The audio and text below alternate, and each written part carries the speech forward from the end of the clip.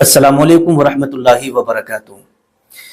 आज का सवाल ये है कि कुर्बानी के पहले दिन 10 बजे तक रोज़ा रखना ये ज़रूरी है, क्योंकि हमारे मुआशरे के अंदर ये बात बहुत ज़्यादा मशहूर है कि जिसके नाम से कुर्बानी हो रही है तो वो कहता है कि भाई मेरा रोज़ा है, जब कुर्बानी हो जाएगी और कुर्बानी का गोश्त बन जाएगा तो मैं उसी से इफ्तार करूंगा, वही मैं खाऊंगा। तो इसलिए वो सुबह से लेकर के 10 बजे तक, 2 बजे तक, 4 बजे तक, जब तक कुर्बानी नहीं होती है तो वो भूखे रहते हैं। तो अपने आप को वो समझते हैं कि हमारा रोज़ा है। हर किसी से वो कहते हैं कि हमारा रोज़ा है, भी मैं कुछ नहीं खाऊंगा। तो क्या ये रोज़ा सही है? इसे रोज़ा कह सकते हैं? रोज़ा हो सकता है या नहीं हो सकता है? आइएगा, इसी चीज को मैं आज इस वीडियो के अंदर क्लियर करूंगा। बड़े ध्यान और बड़ी तवज्जो से आप सुनिएगा। देखिएगा, साल भर में 5 दिन रोजा रखना ये हराम है। साल भर में 5 दिन ऐसे आते हैं कि इन 5 दिनों में रोजा रखना हराम है। अब वो 5 दिन कौन कौन से हैं, बड़े ध्यान से आप सुन लीजिएगा। एक तो ईद उल फित्र, ठीक, ईद उल फित्र यानी रमजान शरीफ जब मुकम्मल हो जाते हैं और हम लोग जो ईद मनाते हैं रमजान के बाद, उसे ईद उल फित्र कहा जाता है ना, मीठी ईद कहा जाता है। तो ईद के दिन रोजा रखना ये हराम है, पहला दिन, ठीक। और ये जो बकरा ईद आती है तो बकरा ईद की 10 तारीख को रोजा रखना हराम है। जिस दिन कुर्बानी होती है, ईद की नमाज होती है, तो बकरा ईद वाले दिन रोजा रखना हराम है। 2 नंबर 3, तीसरा दिन जिलहिज्जा के महीने की 11 तारीख, 10 तारीख, 11 तारीख, 12 तारीख और 13 तारीख। तो 4 दिन ये हो गए काय के बकरा ईद के, यानी बकरा ईद की 10वीं तारीख, 11वीं तारीख, 12वीं तारीख और 13वीं तारीख, 4 दिन ये हो गए और एक दिन ईद उल फित्र का। तो ये 5 दिन हो गए। इन 5 दिनों को शरीयत में अय्यामे मनहिया कहा जाता है। अय्यामे मनहिया का मतलब ये होता है कि साल भर में इन 5 दिनों में रोजा रखना ये हराम है। इन 5 दिनों में रोजा आप नहीं रख सकते। ये खाने पीने के दिन होते हैं और इन दिनों में आप खाइएगा और खुशियां मनाइएगा। तो इन 5 दिनों में रोजा रखना हराम है। अब आइएगा, ये लोग जो कहते हैं कि भाई हमारे नाम से कुर्बानी हो रही है, हमारा सुबह से रोजा है, चाहे 1 बज जाए या 2 बज जाए या 4 बज जाए, जब तक हम रोजे से रहेंगे, जब तक हमारी कुर्बानी का गोश्त बन नहीं जाएगा, उसी से हम इफ्तारी करेंगे। इसके बारे में क्या है? तो देखिएगा, सबसे बेहतर जो तरीका है वो ये है कि जिसके नाम से कुर्बानी हो रही है, ठीक है, वो कुछ खाए पिए नहीं, बल्कि जब उसकी कुर्बानी का गोश्त घर आ जाए, बन जाए, तब वो उससे खाए। सबसे पहला उसका जो लुकमा जाए उसके कुर्बानी के गोश्त का जाए। ये बेहतर और अफजल है, ठीक है। लेकिन इसको रोजा आप नहीं कह सकते, इसको रोजा आप नहीं कह सकते, लेकिन ये बेहतर है। अब यहां पर एक मसला ये भी आता है, जैसे मान लीजिएगा बहुत सारे लोग शुगर के मरीज होते हैं और बहुत सारे लोगों को अलग अलग मतलब बीमारियां होती हैं, उनको दवा भी खाना होती है। अगर वो नहीं खाएंगे तो उनको जो है शुगर बढ़ जाएगी। बहुत सारी बीमारियां ऐसी होती है जो बड़ी नाजुक होती हैं, है ना, उनको नाश्ते के बाद दवा खाना होती है, किसी को खाली पेट खाना होती है। बहुत सारे मसाइल लोगों के सामने आते हैं। तो क्या अब उनके लिए क्या हुक्म होगा? देखिए, ये बेहतर और अफजल है। अगर आपको कोई प्रॉब्लम है, अगर कोई प्रॉब्लम नहीं भी है, तो आप फिर भी खा पी सकते हैं, कोई गुनाह आपको नहीं मिलेगा, कोई गुनाह आपको नहीं मिलेगा। आप भाई जो टेबलेट आप ले रहे हैं लीजिएगा, अगर आपका मन कर रहा है कुछ खाने का तो आप खा सकते हैं।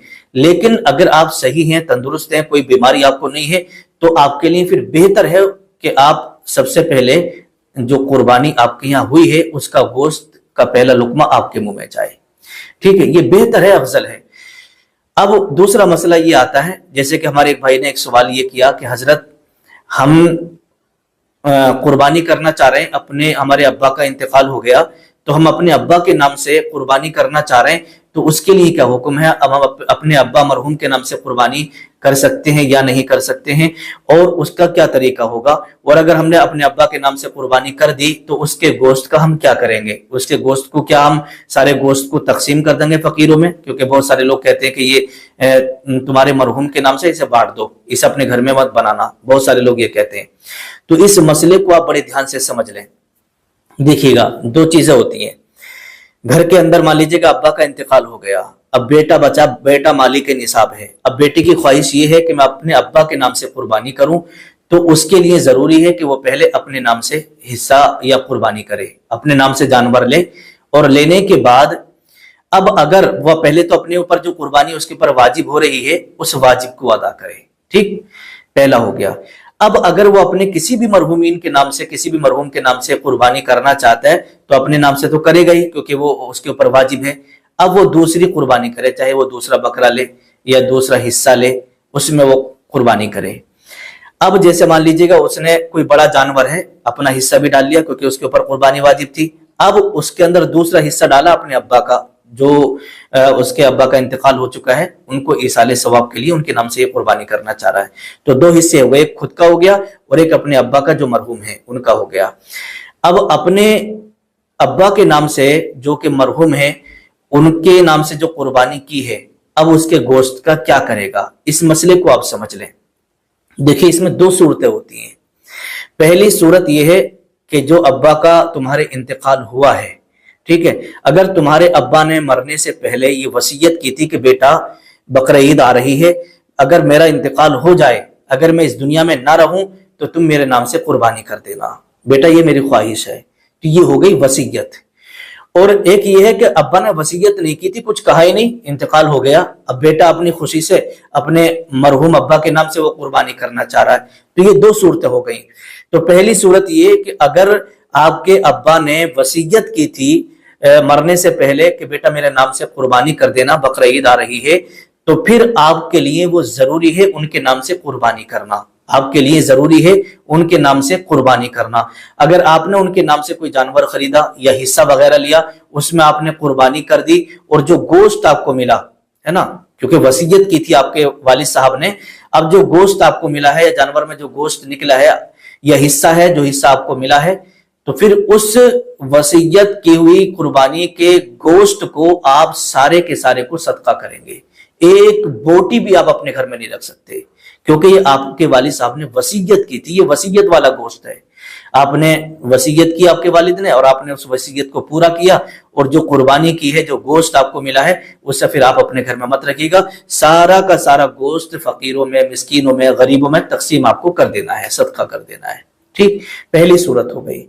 دوسری صورت یہ ہے کہ آپ کے والد صاحب کا انتقال ہو گیا، انہوں نے کوئی وصیت نہیں کی تھی، بس انتقال ہوا، بقرہ عید آ گئی، آپ کے من میں خیال آیا کہ بھی میں اپنے نام سے تو حصہ کر ہی رہا ہوں، قربانی کر رہا ہوں، لاؤ اپنے والد صاحب کے نام سے بھی کر دوں، اللہ تبارک و تعالیٰ انہیں ثواب عطا فرمائے گا، ایصال ثواب ہو جائے گا۔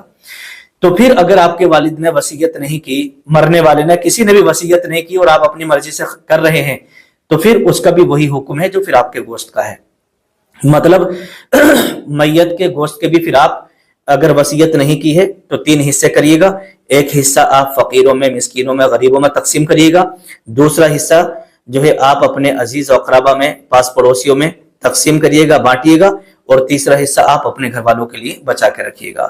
اب اگر آپ کے گھر کے اندر اتنے سارے لوگ ہیں، بہت سارے لوگ ہیں، تو آپ سارا کا سارا گوشت بھی اپنے گھر میں رکھ سکتے ہیں، کوئی گناہ نہیں ہے، کوئی حرج نہیں ہے، بہتر یہ ہے کہ اس کے 3 حصے کر کے اس کو تقسیم کر دیا جائے اور اپنے لیے بھی روک لیا جائے، یہ افضل ہے اور بہتر طریقہ ہے، ٹھیک ہے۔ السلام علیکم ورحمۃ اللہ وبرکاتہ۔